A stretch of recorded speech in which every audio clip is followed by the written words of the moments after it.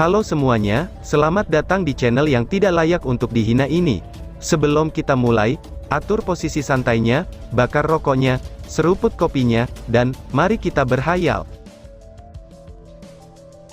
Kita lanjut ke alur ceritanya. Kristal awan api di tangannya semakin menambah faktanya, bahwa ia memiliki energi spiritual cair yang membuat sihir pertahanan tingkat rendah menjadi beberapa kali lebih efektif ketika digunakan olehnya, dan secara alami, energi spiritualnya akan digunakan dengan sangat lambat. Benar-benar tidak mudah bagi Sima Xian untuk menembus pertahanannya. Berhenti. Pada saat ini, wasit berteriak dengan suara keras, membuat kedua orang menemui jalan buntu. Pertandingan sudah berakhir, pemenangnya, Sima Xian. Hah, Lin Xin dengan panik memprotes, bagaimana mungkin dia menang? Wasit, pernahkah kamu melihat bahwa dia tidak berhasil menembus pertahanan aku, ucap Lin Xin yang protes. Wasit memberinya tatapan tidak senang saat menjawabnya. Apakah kamu uang pendeta, atau apakah dia yang pendeta? 10 menit sudah berlalu, tahukah kamu? Kalian berdua yang tidak normal, cepatlah turun, ucap wasit. Cih, Lin Xin akhirnya ingat, bahwa lawannya ini adalah seorang pendeta, dan bukan seorang pejuang. Batas 10 menit telah selesai. Hanya saja, dia hanya terus bertahan, sementara lawannya adalah penyerang. Sima Xian segera bereaksi, tanpa menahan diri, dia tertawa keras. Wahahaha, dasar bodoh, aku adalah seorang pendeta, ucap si botak. Saat dia berjalan ke samping, Sima Xian membalas ejekan Lin Xin, mencondongkan pakaian dalam yang kokoh. Kakak besar punya obat-obatan, kakak besar punya obat-obatan, hahaha, ucap si botak. 8 orang lainnya yang berada di tempat istirahat tidak tahu, apakah mereka harus tertawa atau menangis. Dasar badut. Hanya saja, apa yang paling tidak mereka mengerti, adalah bahwa Lin Xin tidak menggunakan mantra ofensif selama ini. Hanya Li Xin yang memiliki ide tentang itu, dia ingat kata-kata Ye Hua, bahwa Lin Xin ini kemungkinan besar tidak dapat menyerang. Pertandingan berikutnya, Chai Er melawan Li Xin. Kedua belah pihak segera masuk. Wasit memberikan semacam aura iblis ketika ia mengumumkan awal pertandingan berikutnya, dan tanpa berhenti sedikit pun. Menatap Chai Er, Li Xin benar-benar merasa malu. Wanita muda yang buta dan lembut ini. Karena itu, bagaimana mungkin dia dapat bertarung? Chai Er, kita harus memasuki panggung. Li Xin sudah memutuskan. Karena telah melewati babak pendahuluan, keberuntungannya sudah sangat baik. Baginya untuk mendapatkan tambahan peringkat yang bagus adalah hal yang mustahil. Hanya orang yang masuk 16 besar yang memiliki kemungkinan mendapatkan hadiah, tetapi untuk melakukannya dari grup ini, itu tidak akan mudah. Karena memang sudah begini, dia hanya membiarkannya jatuh dari punggung bebek dan melupakannya. Dia juga menjelaskan kepada adik laki-lakinya. Memikirkan hal ini, dia menarik tongkat bambu Chai Er dan membawanya ke stadion. Kedua belah pihak berdiri tegak, dan pada saat ini, wasit akan mengumumkan kenaikan pilar untuk memungkinkan asasi untuk menunjukkan kekuatan mereka. Chai Er tiba-tiba berkata, tidak perlu, aku mengaku kalah pada pertandingan ini, ucap Chai Er. Dang, Li Xin langsung tercengang, adik perempuan Chai Er, kamu, ucap Li Xin kaget. Chai Er dengan tenang menggelengkan kepalanya sambil menatap Li Xin. Tongkat bambu di tangannya menyentuh tanah, saat dia meninggalkannya tanpa pemberitahuan. Li Xin bergegas mengikutinya. Ya, itu adalah hal yang baik untuk menang tanpa perlawanan, tetapi melihat Chai Er yang mengambil langkah yang agak goyah, dia merasa sangat tidak mau. Adik perempuan Chai Er, teriak Li Xin sambil meraih tangannya, tidak perlu bagimu untuk menyerah, aku tidak punya cara untuk masuk ke 16 besar, ucap Li Xin. Chai Er samar-samar tersenyum. Ini masalah untuk usahamu sendiri, kamu tidak bisa mengatakan dengan pasti bahwa kamu tidak bisa kan, balas Chai Er. Ketika dua pertandingan terakhir dari kelompok kedua berakhir secara tidak normal, pertarungan abnormal lainnya juga akan terjadi di antara kelompok ketiga di Stadion Warrior. Pertandingan berikutnya, Chen Ying-er, Wang Yuan-yuan, kalian segera masuk, ucap wasit. Setelah pertandingan Long Hao Chen selesai, dia awalnya bersiap untuk pergi dan menunggu Chai Er, tetapi, begitu dia melihat dua orang di atas panggung, dia segera berhenti. Itu karena dua orang di atas panggung itu justru dua gadis yang dia lihat sebelumnya, yang telah menarik perhatiannya. Chen Ying'er adalah seorang gadis mungil, seorang wanita kecil yang terlihat sangat lemah. Dan Wang Yuanyuan adalah gadis jangkung yang membawa perisai di punggungnya. Bang! Wang Yuanyuan menjatuhkan perisai beratnya ke tanah, dan mengeluarkan suara yang menindas. Loes di tanah bergetar saat perisainya menyentuh tanah, itu sudah jelas, kekuatan perisai ini bukan tentang ukurannya. Chen Ying'er terkejut, dan tubuhnya bergetar. Wah, kakak, tamengmu terlihat sangat berat, ucap Chen Ying'er. Wang Yuanyuan tersenyum tipis dan menjawabnya. Nona kecil dari kuil spiritual, sebentar lagi, kamu harus berhati-hati. Jika itu tidak berhasil, menyerah saja, ucap Wang Yuanyuan. Chen Ying berulang kali mengangguk ketika dia menatap perisai yang sangat besar ini, dan menunjukkan penampilan yang sangat ketakutan. Pertandingan dimulai. Wasit menyatakan sambil kembali mundur secara bersamaan. Wang Yuanyuan membawa perisai besarnya di tangan kirinya, dan memasuki posisi tempur. Menggerakkan kedua kakinya secara ritmis dengan kecepatan tinggi, dia segera menyerbu ke arah Chen Ying'er. Langkahnya cukup cepat, bahkan bisa dibandingkan dengan ksatria menggunakan skill mereka seperti assault. Di perisainya, tangannya memercikkan cahaya biru yang intens. Menghadapi serangan seperti petir dari Wang Yuanyuan, Chen Ying tidak panik, dengan tangannya mulai melakukan pergerakan, bola kristal besar segera muncul di telapak tangannya. Dengan suara dengungan, energi lembut segera berfluktuasi di sekitar bola kristal ini. Riak gelombang seperti energi spiritual dengan cepat disebarkan.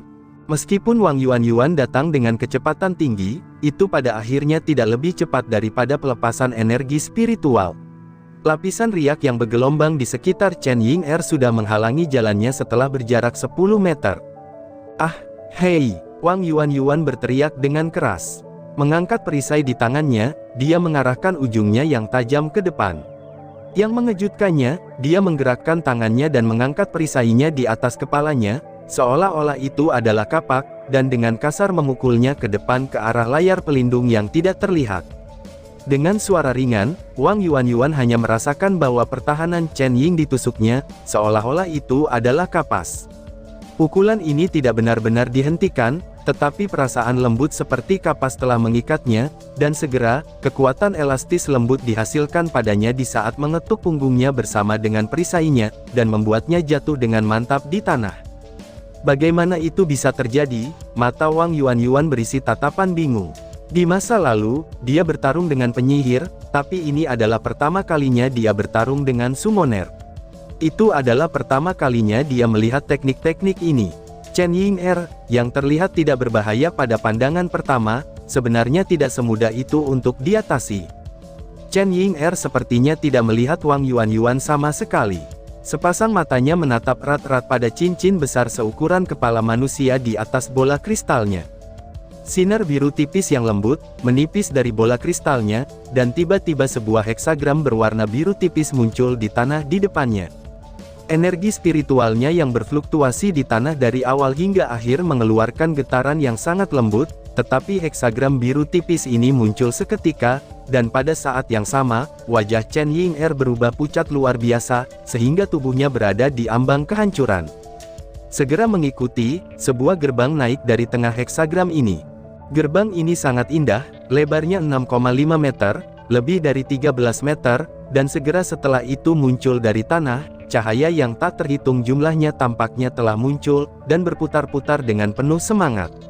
Banyak raungan binatang yang bisa terdengar, seruan serangga, seruan burung, lolongan anjing, raungan naga, dan teriakan makhluk hidup yang tak terhitung jumlahnya bergema di tengah-tengah stadion ini. Di sekitar gerbang megah itu, terdapat ukiran yang tak terhitung jumlahnya. Itu tampak seperti ukiran binatang ajaib.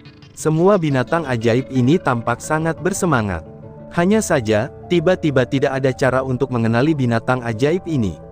Dari sekitar gerbang, senjata berwarna biru muda muncul, dan memancarkan kilau hijau gelap di sekitarnya.